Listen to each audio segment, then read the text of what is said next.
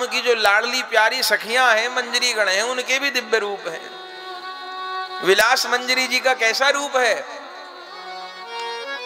स्वर्ण केतकी के जैसा सुनहरा वर्ण है। और उनके वस्त्र कैसे हैं? बोले शोण पुष्प के तरह अरुण वर्ण के, लाल वर्ण के आपके वस्त्र हैं। निकुंज मंदिर में कहां रहती हैं? बोले श्यामा श्याम जिस सिंहासन पर विराजते हैं, उस सिंहासन के नैऋत्य कोण में विलास मंजरी जी का स्थान है। अब विलास मंजरी जी की सेवा क्या है? बोले दो सेवा मुख्य हैं। ऐसे तो हर सखी हर सेवा में परम प्रवीण है, पर दो सेवा मुख्य हैं। क्या? एक तो प्रिया प्रियतम का जब श्रृंगार होता है, स्नान होता है, तब विलास मंजरी जी जो जीव गोस्वामी जी के रूप में प्रकट हुई, वो विलास मंजरी जी प्रिया प्रियतम के श्रीअंग पे अंगराग लगाते। अंगराग पहली सेवा है। और दूसरी सेवा है प्रिया प्रियतम के नेत्रों में अंजन लगाती हैं, काजल लगाती हैं। ये मुख्य सेवा है। बाकी तो सारी सेवा में प्रवीण है। वह श्री जी की प्राण प्यारी सखी विलास मंजरी ही श्रीधाम वृंदावन के प्रकाश के लिए श्री जीव गोस्वामी जी के रूप में प्रकट हुए। श्री नाभा गोस्वामी जी भक्तमाल के 93 संख्या 56 में श्री जीव गोस्वामी जी को स्मरण कर रहे हैं। ये 56 चरित्र का मूल होता है 6 ही पंक्ति का पद, पर इस 6 पंक्ति के पद में नाभा गोस्वामी जी ने स्वरूप को भर दिया है। उस स्वरूप को, महापुरुष के चरित्र को बीज रूप में नाभा गोस्वामी जी भर देते हैं। और फिर नाभा गोस्वामी जी के आगे इन छप्पियों की टीका प्रियादास जी महाराज अपने कवित्व में करते हैं। तो 93 संख्या 56 में श्री नाभा गोस्वामी जी जीव गोस्वामी जी के लिए लिख रहे हैं। पहले 56 का पाठ करें और फिर चरित्र का आस्वादन करें। रूप सनातन भगति जल जीव गोसाई सरगंभीर। रूप सनातन भगति जल जीव गोसाई सरगंभीर। श्री रूप सनातन भगति जल जीव गोसाई सरगंभीर। श्री रूप सनातन भगति जल जीव गोसाई सरगंभीर। बेला भजन सुपक्व कषाय न कबहूं लागी। बेला भजन सुपक्व कषाय न कबहूं लागी। वृंदावन दृढ़वास युगल चरणन अनुरागी। वृंदावन दृढ़वास युगल चरणन अनुरागी। पोथी लेखन पान अघट अक्षर चित दीनो। पोथी लेखन पान अघट अक्षर चित लीनो। सब ग्रंथन को सार प्यास दूर करता है। प्यास लग रही हो, कोई शरबत पिला दे, दूध पिला दे, कुछ और पिला दे, पर जल की प्यास जल से ही बुझेगी, तृप्ति नहीं होगी जल के बिना। जल प्यास दूर करता है। तीसरा, जल ताप दूर करता है। बहुत ताप हो तो फिर स्नान करके शीतलता मिलती है। कितना ताप हो, गंगा जी में डुबकी लगाओ, आहा आनंद आ जाएगा। जल ताप दूर करता है, तीसरा गुण है। चौथा गुण क्या है? जल शीतलता देता है। डॉक्टर भी कहते हैं वे जल पीना बहुत जरूरी है, अधिक से अधिक जल पियो। क्यों? कि शरीर में गर्मी तो बनती रहती है, जल से ही उस शरीर की गर्मी शांत होती है। जल शीतलता देता है, चौथा गुण है। पांचवा जल का क्या गुण है? जल ऊपर को नहीं बहता, जल नीचे को बहता है, निम्नगामी है जल। गंगा जी गंगोत्री में प्रकट होती हैं लेकिन ठहरती नहीं है, नीचे को बहती हैं, नीचे को बहती हैं, जल नीचे को बहता है। और छठा गुण जल का क्या है? जल रस रूप होता है। नमक मिला दीजिए तो नमकीन हो जाएगा, मिश्री मिला दीजिए तो मीठा हो जाएगा। तो जैसे जल में 6 गुण होते हैं, ऐसे भक्ति में भी जल के समान ये 6 दिव्य गुण होते हैं। कैसे? बोले जैसे जल गंदगी को साफ करता है, लेकिन कहां की? बाहर की गंदगी, शरीर की गंदगी, हाथों की, आंखों की, सिर की। भक्ति भी जल है। जैसे जल मल को साफ करता है, ऐसे भक्ति महारानी हृदय के मल को साफ करती हैं। तुलसीदास जी लिखते हैं रामचरितमानस में, प्रेम भगति जल बिनु रघुराई। प्रेम भगति जल बिनु रघुराई। प्रेम भगति जल बिनु रघुराई। प्रेम भगति जल बिनु रघुराई। अभी अंतर मल कबहु न जाई। अभी अंतर मल कबहु न जाई। अभी अंतर मल कबहु न जाई। अभी अंतर मल कबहु न जाई। प्रेम भगति जल बिनु रघुराई, अभी अंतर मल कबहु न जाई। जैसे जल गंदगी को साफ करता है, भक्ति रूपी जल भीतर वाली गंदगी को साफ करता है। और कोई उपाय नहीं है। भगवान की भक्ति ही अंतःकरण को निर्मल करती है।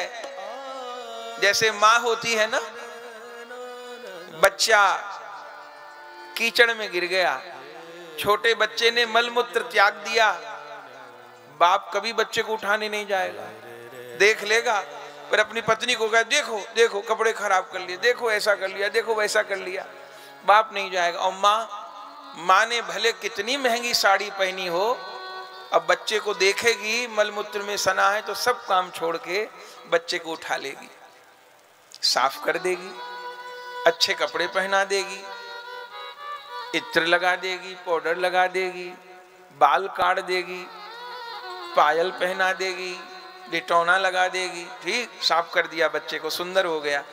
अब वो छोटा बच्चा आंगन में खेल रहा है, तो जब मल में सना था तब बाप छूने को भी तैयार नहीं था, कहे देखो देखो क्या कर दिया देखो। और जब वही बच्चा सुंदर बन के साफ बन के घूमने लगा तो वही बाप फिर ताली बजा बजा के अपने पास बुलाता है, गोद में बिठाने। जब गंदा होता है तो माँ संभालती है, और साफ हो जाता है तभी बाप गोदी में लेना चाहता है। तो भक्ति जल, भक्ति माँ है, भक्ति महारानी अपने भक्ति रूप जल के द्वारा हम गंदे जीव को साफ करती हैं। कहीं काम की गंदगी लगी, क्रोध की गंदगी लगी, लोभ मोह अहंकार की गंदगी लगी है, गंदे जीव के पास प्रभु नहीं आते। उन्होंने तो कह दिया है कि निर्मल मन जन सो मोहि पावा, निर्मल हो तब आना है, गंदे होके आने की जरूरत नहीं है। उन्होंने तो कह दिया है कि निर्मल मन जन सो मोहि पावा, मोहि कपट छल छिद्र न भावा। निर्मल अच्छा लगता है मुझे, मल वाला नहीं अच्छा लगता। तो मल वाले को कौन संभालती हैं? प्रेम भगति जल बिनु रघुराई, अभी अंतर मल कबहु न जाई। ए भक्ति महारानी इस मल में सने जीव को साफ करती हैं, साफ करती है। भक्ति कीजिए, भक्ति कीजिए, जीवन दिव्य होने लगेगा, दिव्य होने लगेगा। और जब भक्ति मल को साफ कर देती हैं तो जो भगवान निकट नहीं आना चाहते थे, वो भगवान उस भक्त के हृदय में निवास करने के लिए आतुर हो जाते हैं। गोपियों के घर फिर माखन चुराने जाते हैं तो जल मल को साफ करता है, भक्ति जल भी मल को साफ करता है भीतर के, और बोले जल से प्यास दूर होती है, बोले भक्ति जल से भी प्यास दूर होती है। संसार वाले जल से तो बाहर की प्यास दूर होती है, फिर लग जाती है थोड़ी देर बाद, लेकिन भक्ति तो जीव के ऐसी प्यास को दूर करती है कि जन्म जन्म की शुद्धा निमित्त हो जाती है। फिर कोई शुद्धा बाकी नहीं रहती, कोई तड़प बाकी नहीं रहती। भक्ति से ऐसी तृप्ति होती है। तो भक्ति प्यास दूर करती है। तीसरा जल ताप दूर करता है। अरे जल तो सामान्य ताप दूर करता है, ये भक्ति त्रिताप दूर करती है। ताप माने दुख। दुनिया में जितने भी दुख हैं उनको 3 भागों में बांटा गया है, दैहिक दुख, दैविक दुख और भौतिक दुख। इन तीनों दुखों को भक्ति दूर करती हैं। गोस्वामी जी लिखते हैं, देहु भगति रघुपति अति पावनी, देहु भगति रघुपति अति पावन, देहु भगति रघुपति अति पावनी, देहु भगति रघुपति अति पावनी, त्रिविध ताप भवदाप नसावनी, त्रिविध ताप भवदाप नसावनी, त्रिविध ताप भवदाप नसावनी, त्रिविध ताप भवताप नसावनी। जल ताप दूर करता है। बहुत गर्मी हो रही हो, वर्षा हो जा, ठंडक हो जाती है। ऐसे ही हमारे हृदय में जो दुखों की आग है, जो चिंता की आग है, जो दैहिक दुखों की आग है, दैहिक दुख माने जो देह के द्वारा मिलते हैं और देह के संबंधों के द्वारा मिलते हैं। उसने ऐसा कह दिया, बेटे ने ऐसा कह दिया, बहू ने ऐसा कह दिया, पत्नी ने ऐसा कह दिया, माँ ने ऐसा कह दिया, वो मित्र ने ऐसा कह दिया, और लगी है आग भीतर। ये दैहिक दुख है। दैविक दुख क्या है? शनि की 7.5 लगी है, मंगल वक्री हो गए और राहु अलग आंख दिखा रहे हैं। ये जो ग्रहों के दुख हैं, ये दैविक दुख हैं। भौतिक दुख क्या है? भौतिक दुख है संसार का अभाव, पैसे की कमी है, गाड़ी की कमी है, घर की कमी है, सुविधा की कमी है, पुत्र की कमी है, जो जो अभाव है ये भौतिक दुख है। भक्ति महारानी क्या करती हैं? भक्ति रूपी संपत्ति जब हृदय में प्रकट हो जाती है बंधुओं, तो त्रिविध ताप भव दाप नसावनी, तीनों तापों का भक्ति नाश कर देती है। तो जल ताप नाश करता है, भक्ति भी त्रिताप का नाश करती है। चौथा गुण, जल शीतलता देता है। और भक्ति तो अद्भुत शीतलता देती है। ऐसी शीतलता भक्ति देती है, ऐसी शीतलता देती है कि प्रहलाद जी को होली में बिठा दिया गया। वे धन्य है, जलाने वाली जल गई और प्रहलाद जी परम शीतलता में श्री हरि श्री हरि श्री हरि। और इतने शीतल हुए प्रहलाद जी कि होली जैसा त्योहार प्रकट कर दिया। जो नहीं नहावे होली पे उन्हें भी नहाना पड़ जाए। शीतलता प्रदान करती है। जल शीतलता देता है, भक्ति भी शीतलता देती है। और जल निम्नगामी है, नीचे को बहता है ना। ऊपर जल ले जाना हो कितनी मोटर लगानी पड़ेंगी, और नीचे कोई जरूरत नहीं, छोड़ दो अपने आप नीचे जाएगा। जल जैसे नीचे को बहता है, निम्नगामी है, ऐसे भक्ति भी निम्नगामी है।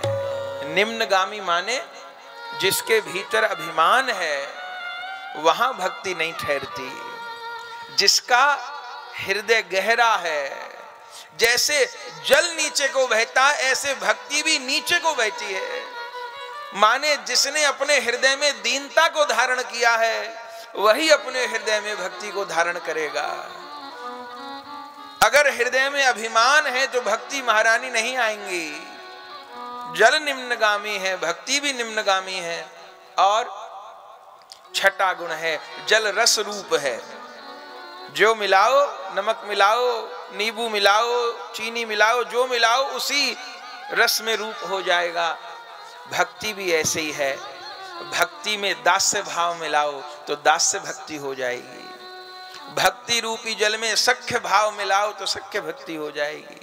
भक्ति रूपी जल में वात्सल्य भाव मिलाओ तो वात्सल्य भक्ति, मधुर भाव मिलाओ तो मधुर भक्ति। अब जो भाव अच्छा लगता हो मिला लीजिए, भक्ति वैसी हो जाएगी। तो नाभा गोस्वामी जी ने भक्ति को जल कहा, रूप सनातन भक्ति जल, अजीव गोसाई सरगंभीर। पहले छप्पे का अर्थ समझें, फिर चरित्र को सुनेंगे। ये छप्पे आधार होता है चरित्र का।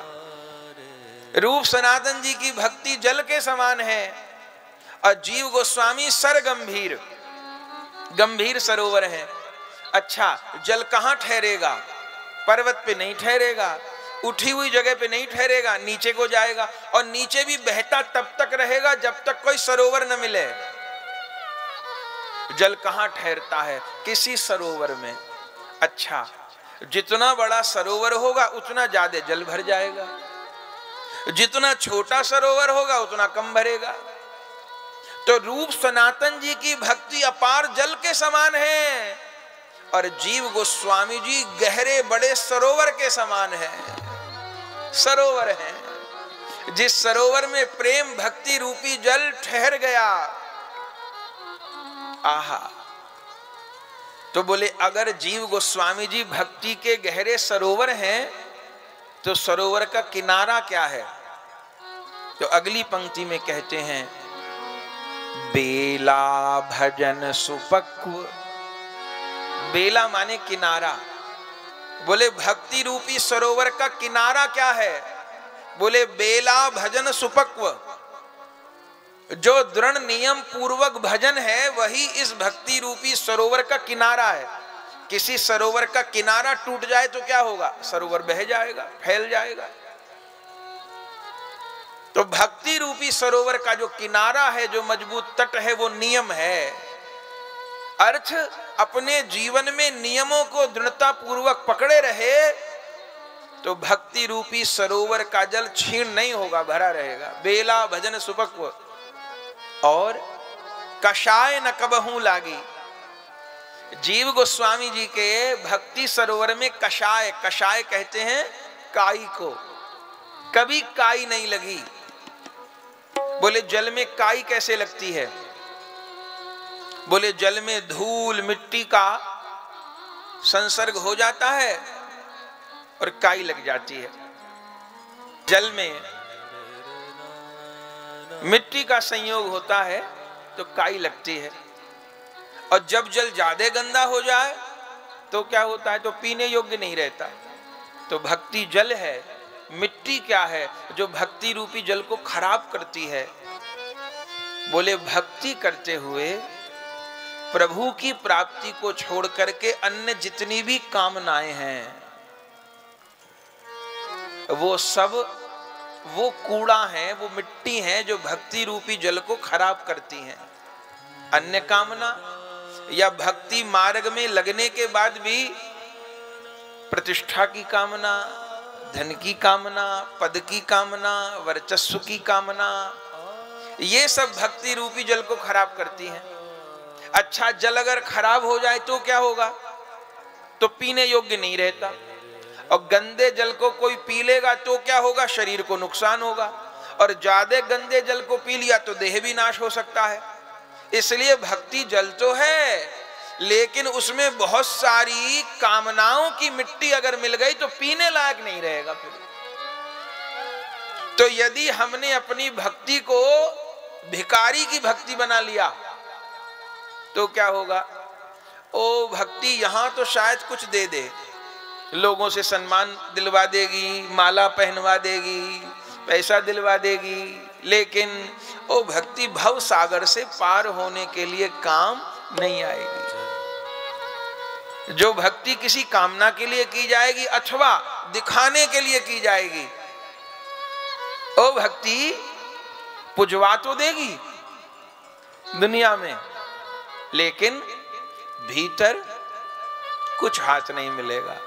ज्यादा ज्यादा लोग हमको गुरुजी कह देंगे, जगत गुरु जी कह देंगे, महामंडलेश्वर कह देंगे, ब्रह्मांड गुरु कह देंगे, वो क्या कह देंगे। लेकिन वो भीतर गोविंद का प्रेम नहीं होगा तो क्या होगा? तो भव सागर से पार नहीं होंगे। फिर बेला भजन सुपक को कषाय न कबहू लागी। जीव गोस्वामी जी की भक्ति कैसे, उसमें कभी कामना रूप, प्रतिष्ठा रूप, दिखावे रूप गंदगी नहीं लगी। अच्छा, कषाय कहते हैं काई को। बोले सरोवर अच्छा था लेकिन काई लग गई, मिट्टी का संयोग हुआ, पानी गंदा हुआ, फिर काई लग गई। काई से क्या खतरा है? काई वाले सरोवर में जल पीने जाओ, पता चला जल तो पिए नहीं, पाम फिसला, धड़ाम गिरे। वहां पानी पीने गए थे, लौटे ही नहीं, वहीं डूब गए। तो क्या होता है? बोले भक्ति जल है, सरोवर है, लेकिन उसके किनारे पर अगर काई लग गई, कामना रूप काई लग गई, प्रतिष्ठा रूप काई लग गई, दिखावा रूप काई लग गई, तो क्या होगा?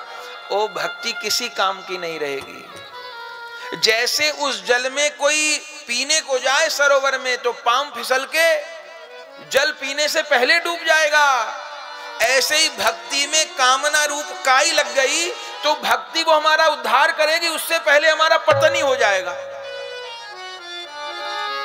संसार में कहते हैं ना, आए थे हरि भजन को ओटन लगे कपास। लगे थे हरि भजन के लिए, भगवान को प्राप्त करेंगे, लेकिन किसी और ही काम में लग गए। अब लक्ष्य ही, ऐसे कितने लोग वृंदावन में हैं, निंदा नहीं कर रहे, आए बहुत वृंदावन में चाव से, वास करेंगे, भजन करेंगे, लेकिन अब क्या कर रहे हैं?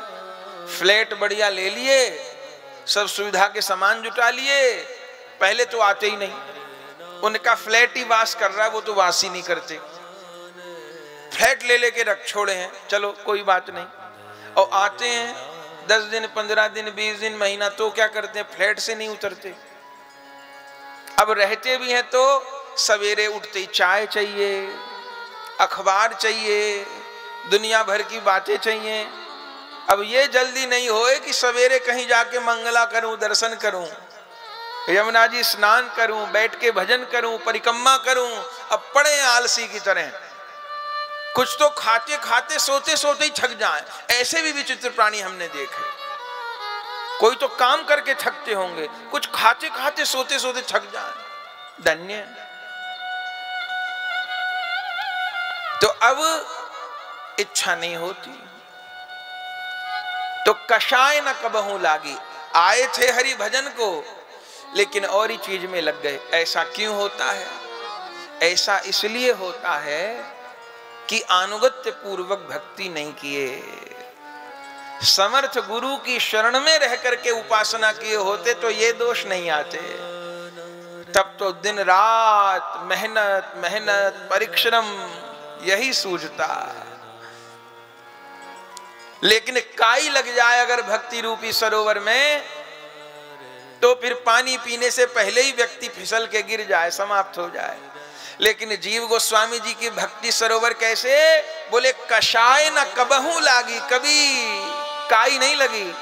और स्वरूप कैसा? बोले वृंदावन दृढ़वास जुगल चरणन अनुरागी।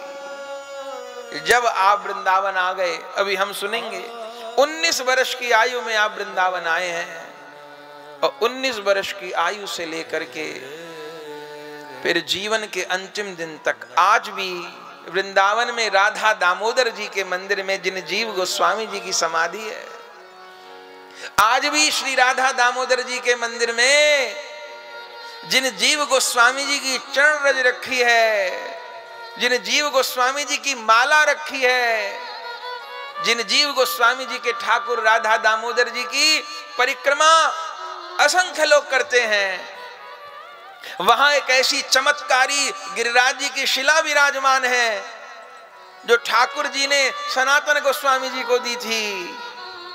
सारे जीवन सनातन गोस्वामी जी परिक्रमा किए थे, बूढ़े हो गए थे, परिक्रमा नहीं कर पाते थे, तब भगवान ने उनको अपने चरण अंकित गिरिराज शिला दी थी। और सनातन गोस्वामी जी को कहा था इन्हीं गिरिराज जी की 4 बार परिक्रमा करो तो गिरिराज परिक्रमा होगी, अब बूढ़े हो गए मत करो परिक्रमा।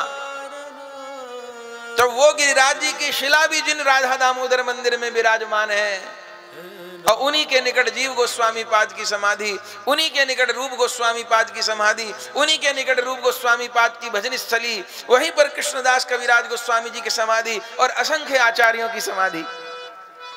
हर समय वृंदावन में वहां परिक्रमा लगती है। दर्शन करने कोई कहीं चला जाए पर परिक्रमा करने तो राधा दामोदर आएंगे, वहां आए बिना काम नहीं पूरा हो। ऐसे जीव गोस्वामी जी बोले वृंदावन दृढ़वास, जिनके शरीर की रज भी बाहर नहीं गई, जो धाम वृंदावन में आए, वृंदावन दृढ़वास। और जुगल चरणन अनुरागी, कैसे जुगल चरणन अनुरागी, जो कहते हैं कृष्ण प्रेममयी राधा, राधा प्रेममयो हरि, जीवने निधने नित्यम राधा कृष्णौ गतिर्मम, जो ये कहते हैं जुगल चरणन अनुरागी।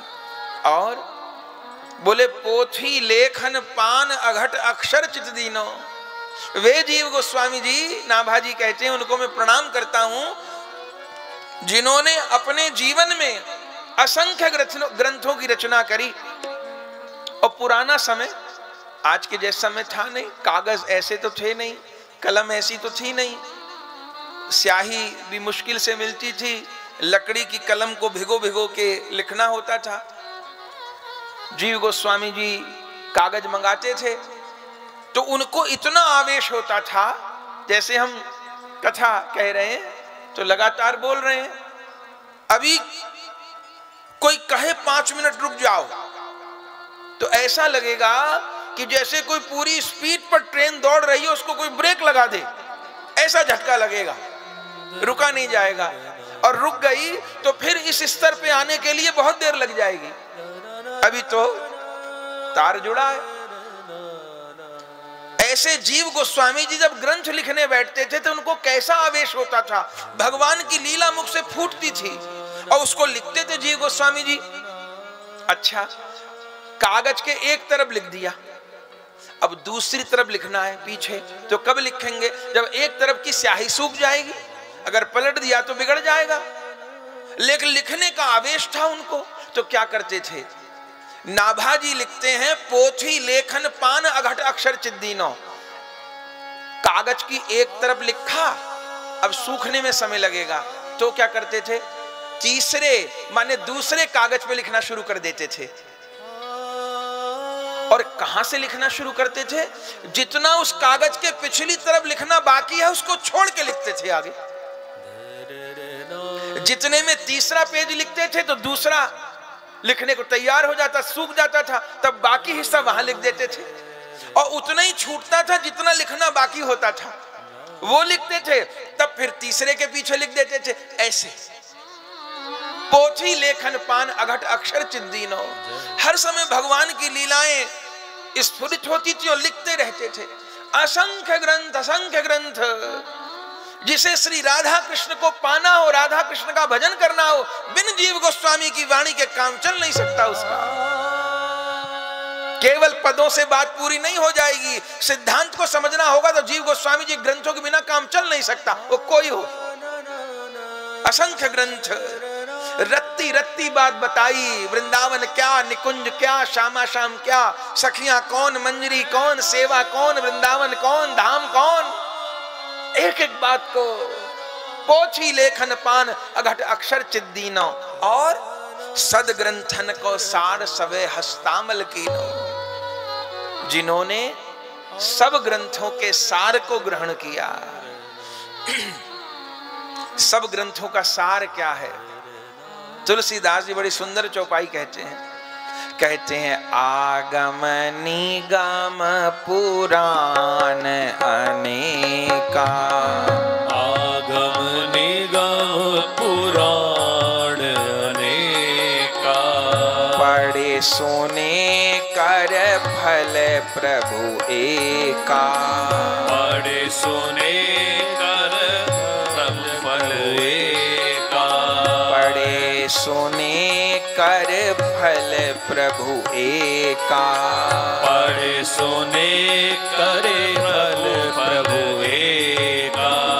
सब कहे सुने का फल यही है कि भगवान में प्रीति हो जाए। तो सदग्रंथन को सार सबे हस्तामल कीनो। सब ग्रंथों के सार को जीव गोस्वामी जी धारण किए और संदेह ग्रंथि छेदन समर्थ।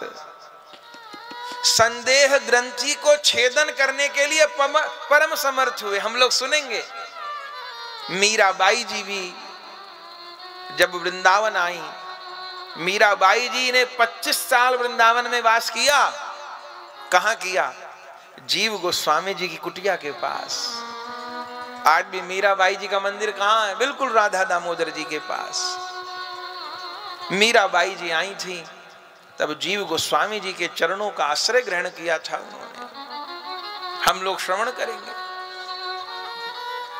और अंत में जब मीरा जी की उपासना की सिद्धि नहीं हो रही थी, वो जिस स्तर पे पहुंचना चाहती थी वहां नहीं पहुंच रही थी, तब इस बात का भी जीव गोस्वामी जी ने खुलासा किया था।